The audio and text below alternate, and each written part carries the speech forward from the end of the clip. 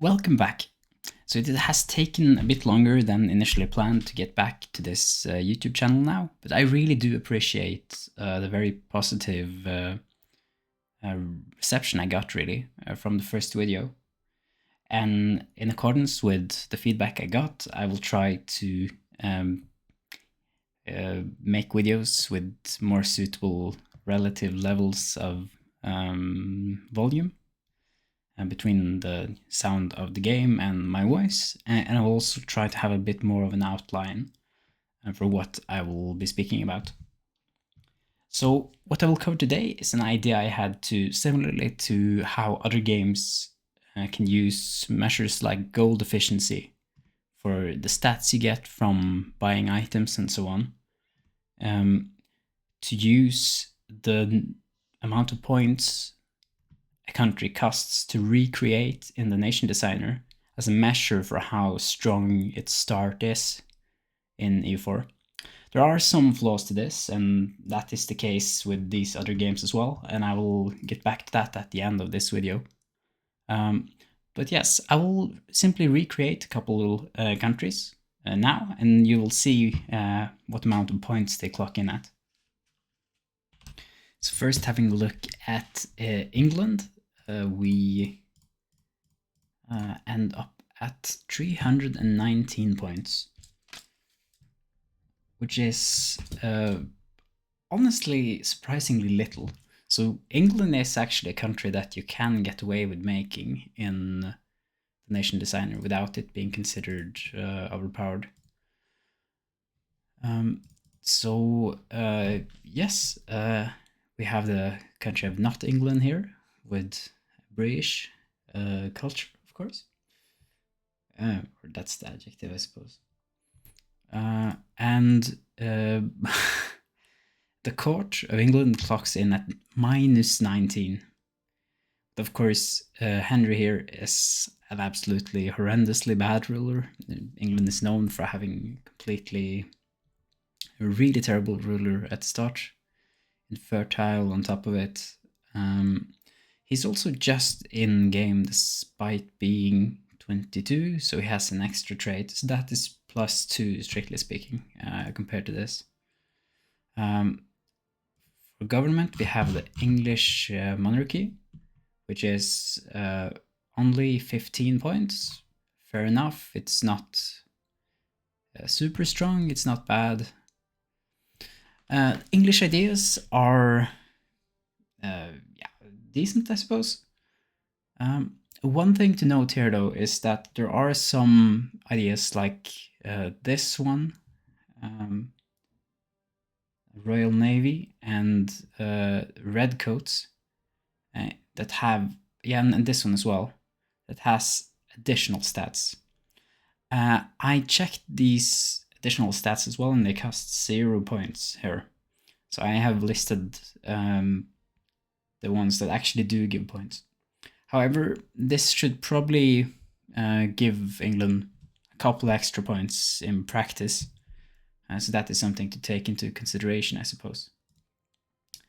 One last thing that would be interesting to check is how many points England clocks in at if you change its ideas to the British ideas instead. So I will quickly change the ideas to that, and then we will see what England clocks in at then. Here we see a huge jump actually in the cost of England. So here it goes up to 700. However, I think that one thing that I will do is that I will ignore this cost from having imbalanced national ideas. So you see here there is an extra cost of 192 from having too many diplomatic ideas here. And I don't think that that necessarily means that the ideas are that much stronger. Like maybe militarily, right? But I think that the best comparison in the end is ignoring that and taking national ideas. And I think this adjustment for taking them earlier is fair. This last idea has additional ideas that do have a point cost. So I will add 15 points to this one when counting this. So all this taken into consideration, England ends up at 532 points if you take it with British ideas instead. So that's a rather big jump actually. So this method would suggest that British ideas are better than English ideas.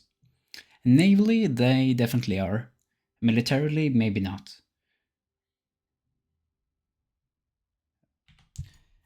And here we have the not Teutons, or the Teutonic Order. In this case, we don't have as terrible a ruler at start as we do with England. We're not allowed to actually pick the trait he has because he has too low diplomatic skill, but whatever.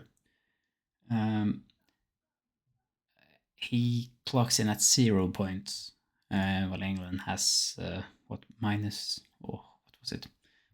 At least points in the negative from its monarchy. We start with a monastic order, which is Dutch rank here, and that means that we also don't really spend any points on the government. For ideas, we have a little bit of the same situation as with Britain, that we have a very imbalanced ideas here, a bit towards administrative ideas, but very much towards military ideas. So again, we will ignore this extra cost from having more than 50% military ideas, though in this case it may be a bit more justified because stacking military modifiers can be very powerful. And with this taken into account, the Teutons clock in about 220 points, which is about 100 points lower than what England did initially. So the Teutons as well have a pretty strong start, and this seems to imply that the Teutonic ideas are pretty strong. And we can do this with Prussian ideas as well, because it's not that hard to get Prussian ideas eventually as the Teutons. So similarly to what we did with England and Great Britain, I think we can do that as well.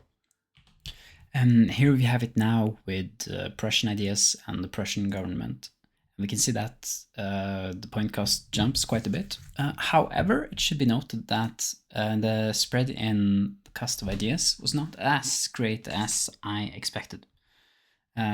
So most of this jump, especially if you ignore this aspect of having the extra cost for having more than 50% military ideas, most of this jump is due to adding the Prussian government, because this is expensive.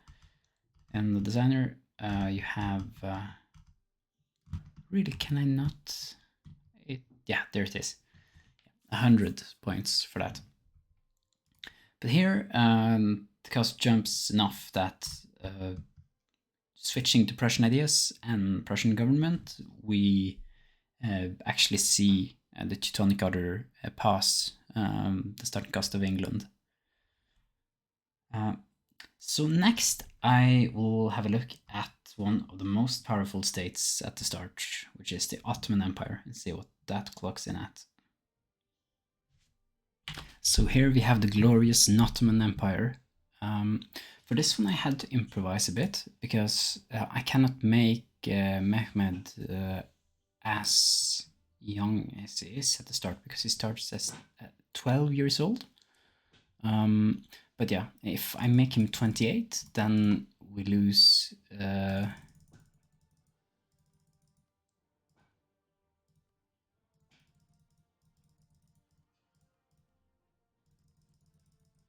12 points. So I'll add 12 points to this then. And the Ottoman government is maybe not valued as heavily as it should be, because it is very strong. But it only costs 20 points here. Very good at ensuring that you keep good rulers, and that is a really important part of the game. Its ideas are more balanced than that of especially Britain and the Teutons and Prussia, but still very strong. This tolerance idea, they have +3 rather than +2, and so this is even more powerful than what you can actually get in game. So I will make this a +18. This last one is +33% instead, so I'll make that 3 additional points. So in the end, the Ottomans then clock in at 480 points, which is way more than England and the Prussians here. Finally, I'll move on to Ming, which I suspect is the nation that costs the most at the start. I'm not sure Ming is under 800 points, but we will see. Yeah, and as expected, Ming has an absolutely insane cost here. So they clock in at 887. A bit like England, you have a situation where you start with pretty terrible leaders. I'm not sure why this guy is rated so poorly. I really need to read a bit up on Chinese history, but that mod I reviewed last time as well really seemed to be quite critical of Shishan Shu, or however it's pronounced. The Celestial Empire is not that costly, so it's 10 points only, but you start as an empire, that's +30. And the main ideas are actually quite costly as well. So of the starting ideas, these are the second most powerful that we have looked at today. But of course, what really drags it up is this insane amount of very valuable developed territory that you control. So yes, this is likely the most costly nation in the game. Unless there is one I have forgotten. I'll get back to that at the very end. So, are there some flaws to this way of getting an idea about how much a nation is given at the start of EU4? Yes, of course. So, for instance, the mission tree you end up with will perhaps significantly strengthen or weaken your position relatively. You might be in a position like Castile that will more than likely basically get all of Aragon for free. And you might have decisions or various mechanics that are a bit harder to take into account through this model. But it does give an idea about roughly how strong a start is. And of course, this is the case with measures like gold efficiency in other games as well, right? Because you can't really apply that to, say, active effects and so on. But such effects can still be really powerful. Another thing that is a bit hard to model is, say, vassals at the start, for instance. So one solution is, of course, that you can maybe give a nation half the points that its vassals have, or perhaps also differentiate between different types of vassals. Say that a tributary like what Ming has accounts for, say, 25% of its development, while France's vassals counts as 50%. Starting with something like the Holy Roman Empire is very difficult to model, I would say. It becomes a bit arbitrary how many points you give these things. But still, I think it's an interesting measure. And if you would like to see, more of this kind of video as well, because I mean, this can be done for essentially every starting nation in EU4. And yes, also I will make a spreadsheet of what these nations clock in at. So I will do some adjustments because you cannot really get the exact values for ideas for some of these. And yes, essentially some nations start off in states that you cannot really easily recreate in the nation designer. Yes, and finally we have, of course, the most powerful country in the game, the free city of Ulm, which, of course, as many would expect, clocks in at about 2000, so a bit more than double that of the Ming Empire. Don't look at this, or this. Oh, or this. Or this. Yes, so if you enjoyed this video, please do like it. If you have any feedback about what I can do better to make these videos more enjoyable, please do tell. I have planned mod showcases for a couple mods in a bit of a similar format to what I did last time, but of course I'll try to make it less messy with better audio quality.